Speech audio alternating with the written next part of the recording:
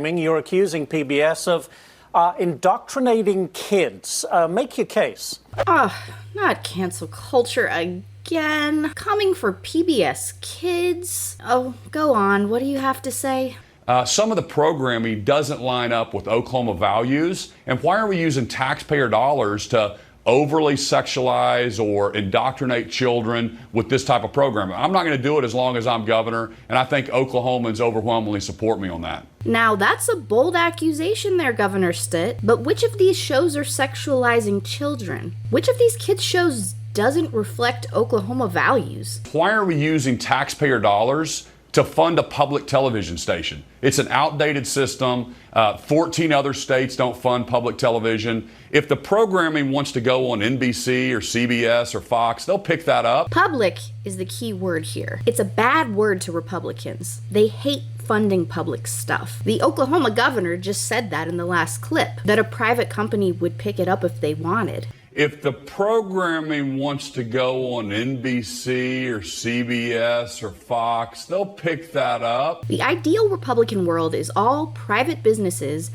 battling it out, and the biggest ones would end up doing things for people. You know, trickle down, all that stuff. The right believes in limited government and the free market, so a true Republican will always vote against funding public things like healthcare, education, and welfare. They'll say privatizing the public sector creates jobs and lowers taxes and opens up innovation. But here's what's really happening. Use this infographic as a model. Look at all the brand options people have to choose from, but they're all controlled by 10 companies. If we privatize public services like this, the funding that once served everyone would be controlled by special interests with consolidated money and power that think about one goal: their bottom line. So the innovation and competition is really only between a few companies with major market shares, and they'll find ways to install paywalls for your once public TV programming and healthcare. And they'll make people work for welfare, and they'll cherry pick students they want graduating from their schools. All that defunding public services and privatization do